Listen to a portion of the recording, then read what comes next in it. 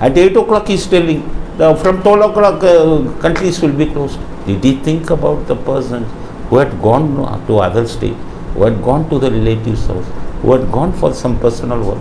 Can they come back to their destination within 4 hours? The people had suffered a very... Yes, but what happened was they could get the e-pass, or they could because I have seen so many people, for depth they have gone there. Yes. The e-pass and everything at that time, you should, they have asked so many questions, that for e-pass, yes, so many questions. And online e-pass, most of the pass have been rejected. People started walking. Very, very great blunder that COVID lockdown. Within, because who?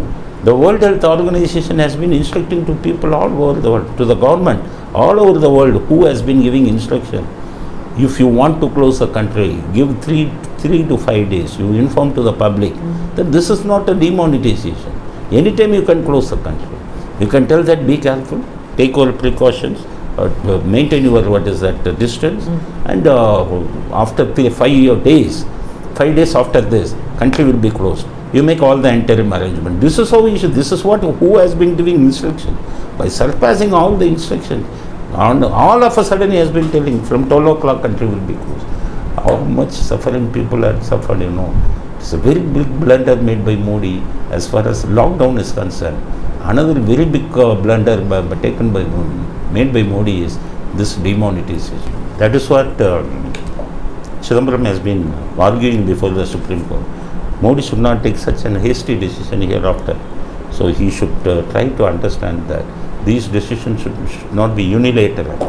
And because of course demonetization, because people will get alert if they say that we are going to, all the notes will be demonetized after 1 week, and everybody will try to hide the money. Hide it. That is why, because he wants to keep the secrecy, that is why immediately he had... but of course he had also consulted a group of go ahead with the demonetization.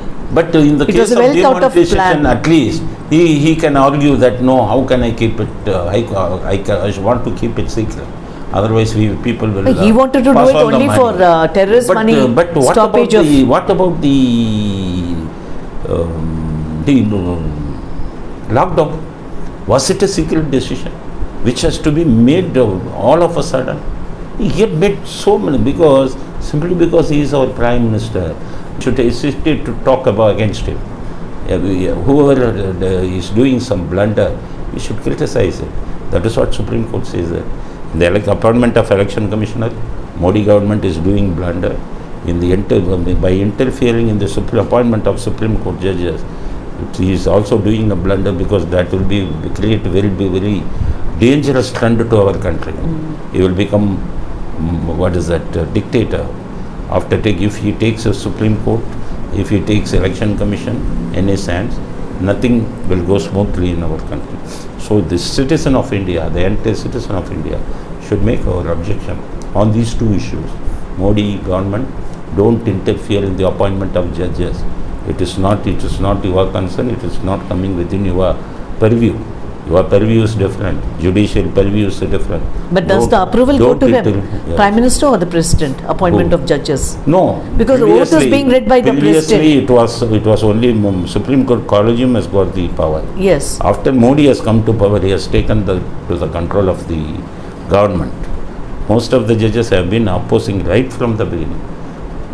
While the Chief Justice takes the oath, it's being the oath is being taken by in the presence and as guided by President. So now what he has also made another blunder, Modi.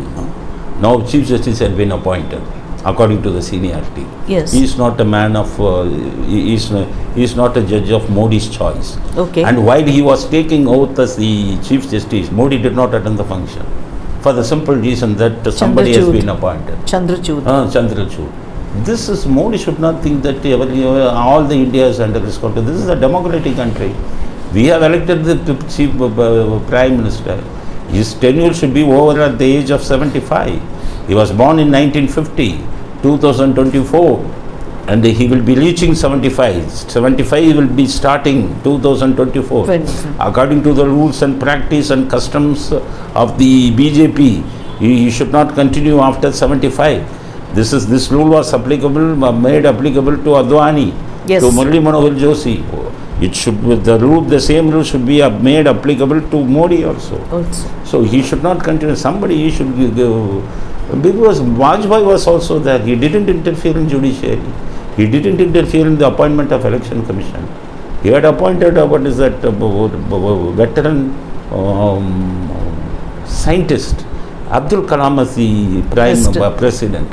So Modi should also function in such a way, because BJP is has got such an ideology, such a principle. It is not a party for dictatorship. Even you cannot become the president after 2 years. Nobody can become a president of BJP after a term of 2 years. Advani was there 2 years. Vajpayee was there 2 years. But he is trying to make himself as a dictator. That is why he is controlling everything. He is controlling judiciary. He is trying to control the election commission. That is not good for the country. Another 1976 experience will be coming. Another emergency will be coming if this trend continues.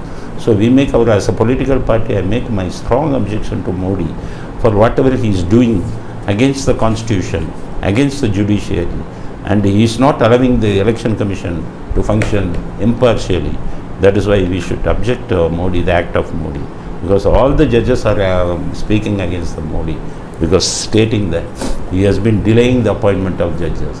He is trying to put his own man as judges. That is what the allegation made by the judges. So I want to put the same allegation. Even in demonetization, Chidambaram has been telling before the Supreme Court only, he should not do such a drastic act in future. You just declare that demonetization is wrong. The way in which he had implemented demonetization is wrong. Of course, demonetization may be good, but the way in which it was implemented by Modi is not good. He has taken a unilateral decision without consulting the Reserve Bank of India. That is what Chidambaram has been arguing before the Supreme Court. It's the same Chidambaram it's the same Chidambaram who was the finance minister when this this 2G scam had happened. And I am not saying that Chidambaram is a good person. He has got a very bad record.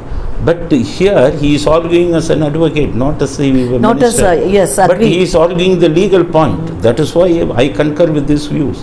Chidambaram is very much corrupt. Yes. He was mainly responsible for the 2G case. Everybody knows. And his son Karthik has got a very big role. Yes. He had connived with Kanimoli. That is a very big topic. I have already discussed this topic in so many medias.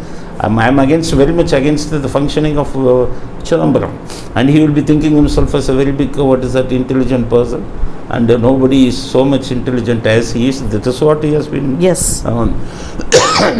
doing. But I agree everything. I am very much against him. But this point, as an advocate, he has been arguing before the Supreme Court. We must see, because sometimes bad people will be talking some good things. We should not we should not talk. We should not object to good things simply because it was talked by bad people. Here the point is good. He says that such foolish things should not happen in future. This is a democratic country. Unilateral decision, that too in this sensitive matter, it is a financial issue. That Supreme Court should have its own say. Modi should not go and tell that the country is closed. All the currencies are invalid. This is very, very irresponsible. That is what I am supporting Chidambaram only in this aspect. As an advocate, his views are correct. That's what. And on this note, we come to the end of this interview. Thank you for joining me, sir. Thank you. Jai Hind. Thank you.